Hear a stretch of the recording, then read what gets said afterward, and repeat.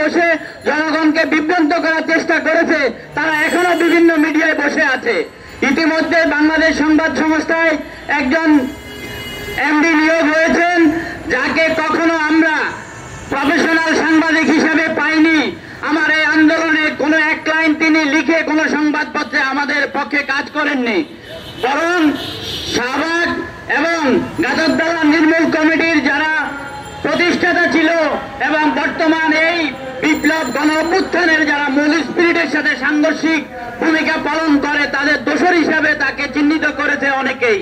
সুতরাং আমরা চাই বিএসএস সহ সকল গণমাধ্যম থেকে ফ্যাসিবাদের দোষর এবং সীমান্তের ওপারের দোষর তারা সকলে নির্মূল হোক অবিলম্বে।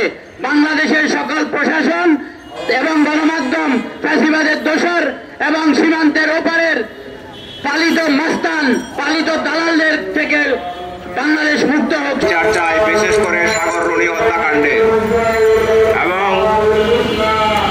গত 15-16 বছরে স্বৈরাচারী শাসন, ফ্যাসিস্ট শাসকের হাতে নিগৃহীত সাংবাদিক, চাকরিচ্যুত সাংবাদিকদের চাকরিতে পুনর্বহাল চায়।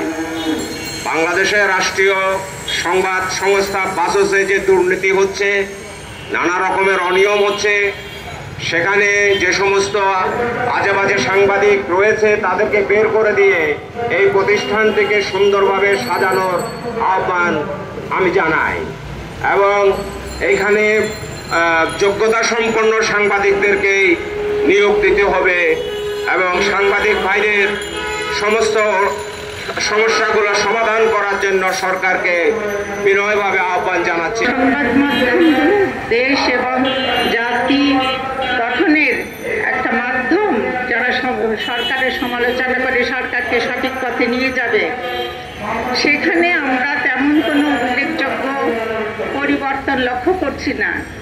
এই বর্তমান সরকারের কাছে আমার চাওয়ার যে অবিলম্বে সাংবাদিকদের উপরে যেসব অত্যাচার হয়েছে, অনিয়ম হয়েছে এবং এই প্রতিষ্ঠানগুলো অন্যান্য প্রতিষ্ঠানের মতো সাংবাদিকতাও যে ধ্বংসের মুখে চলে গেছে, সেখান থেকে অবিলম্বে এই মিডিয়াকে বাঁচাতে হবে।